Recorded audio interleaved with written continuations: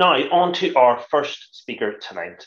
It is Dr. Noel Purdy, who is the director of the Centre for Research and Educational Underachievement at Stranmillis University College.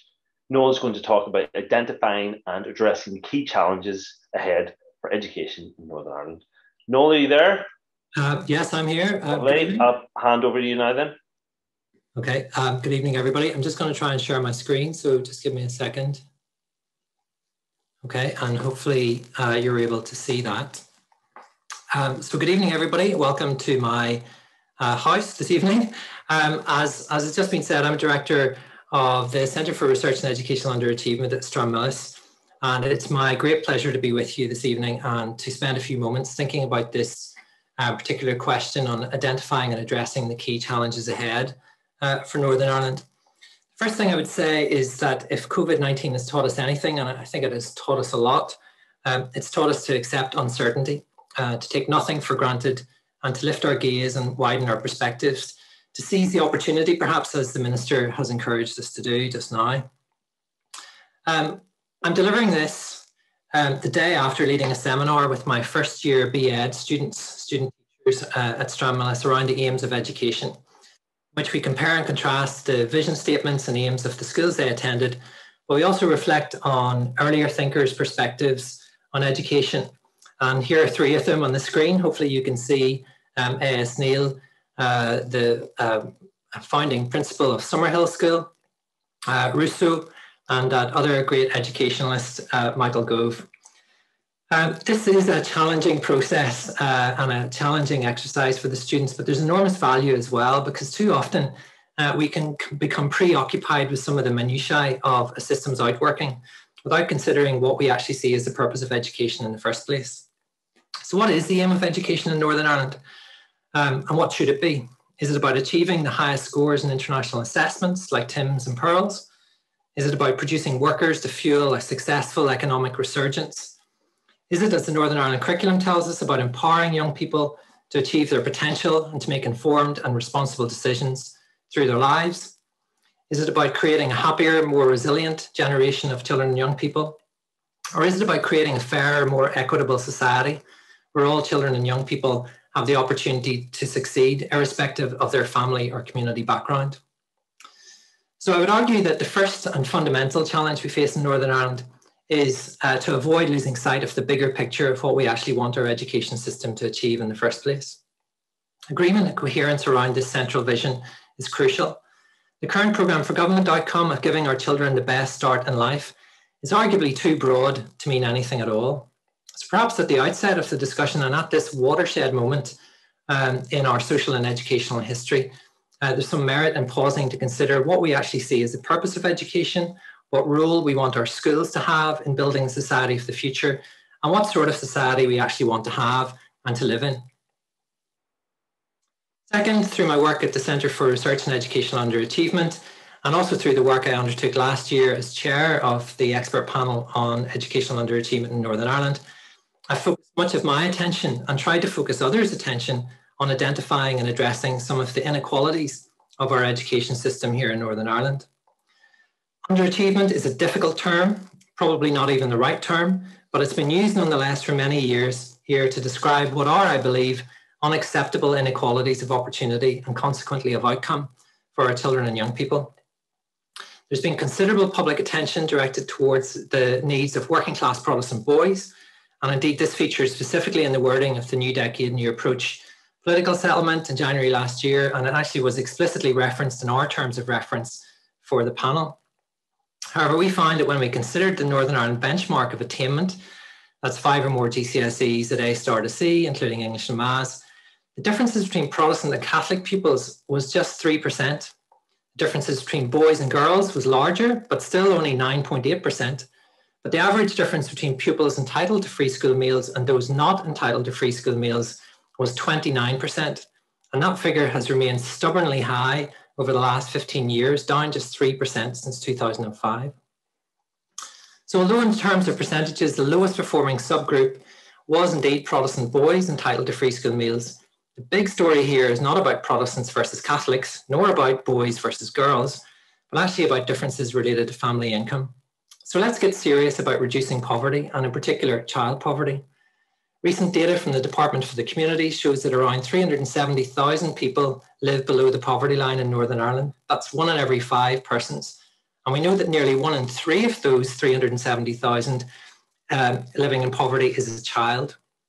Reducing child poverty has to be a strategic priority to reduce the lifelong impact of adversity, to reduce the cost of compensating for that impact, to improve educational outcomes, but also morally and ethically, as a civilized society, to protect our youngest and most vulnerable members.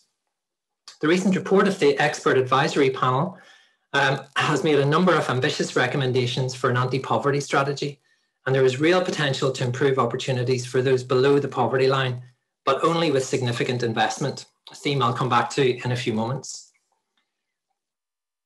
The third major educational challenge we face in Northern Ireland is the lack of political consensus and the inability of our politicians to deliver real change. On the 1st of June, the expert panel I chaired on educational underachievement published our Fair Start report, which includes 47 costed actions across 8 key areas, from redirecting the focus to early years, to ensuring the relevance of curriculum and assessment, from maximising boys' potential to championing emotional health and well-being, and from promoting a whole community approach to education to driving forward professional learning for teachers and school leaders. When the panel was announced back in July of last year, there were many voices of criticism, and we heard those. Who needs another report on underachievement was the frequent call. And we agreed, but this report is different and has the potential to bring real change. First, it was established by a minister with cross-party support under the terms of the New Decade New Approach settlement. Second, its terms of reference asked not for another set of sweeping generalised recommendations, but a costed, specific, smart action plan with a series of evidence-based actions set out over the next 6 years. As one senior official put it to me, this makes it easy for government officials to implement. And there is hope. The action plan was endorsed in principle by all 5 executive parties, something which we certainly did not take for granted at the start of the process. But now is the real test. For an executive which has faced difficulties in the past, let's be honest, building consensus on major issues, educational and other, and delivering strong programme interventions, a Fair Start offers an opportunity to deliver real change. But a final challenge remains, and that is finance. Fourth, then, we can be in no doubt that there are severe financial limitations on our ability to drive forward real change. I remember clearly Primary Principal Graham Galt's headlining evidence to the Westminster inquiry on educational spending in Northern Ireland when he reported that parents were having to buy toilet rolls for his school. Such was the extent of the budgetary pressures facing him. In Northern Ireland, as in many other countries, we've seen the detrimental impact that a decade of austerity has had on education and other budgets. And as the Minister has acknowledged, and as our Stranmillis research has also demonstrated, the recent pandemic has exacerbated existing inequalities.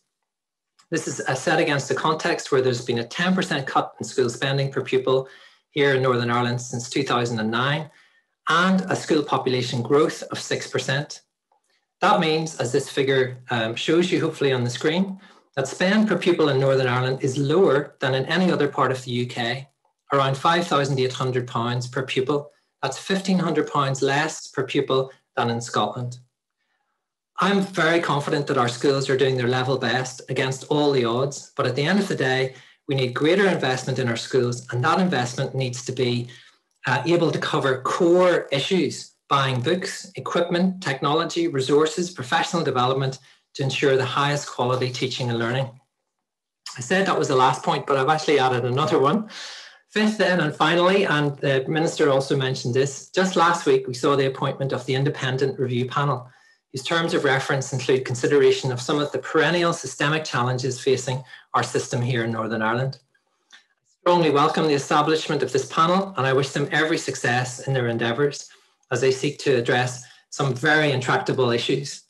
I would offer them some advice, if I may, to listen, as we did in our panel, to look far and wide beyond these shores to learn from others' experiences, whether 50 miles away over the border in the Republic of Ireland, our closest neighbour, or hundreds or even thousands of miles away in high-performing and equitable school systems like Finland or Singapore, and to be bold in addressing some of the challenges we face. Post-primary transfer and a single education system are both on their terms of reference, and I wish the panel every success as they wrestle with those issues and seek to find consensus, first as a panel, and then seek political and public support for change. Next week's lecture for our first-year students on my BEd course is the history of education in Ireland, and I'll be telling my students that 100 years ago, in the days following partition, the first Education Minister, Lord Londonderry, and you can see his portrait here on this slide, set out to create a single education system where all children could be educated together, free from denominational division.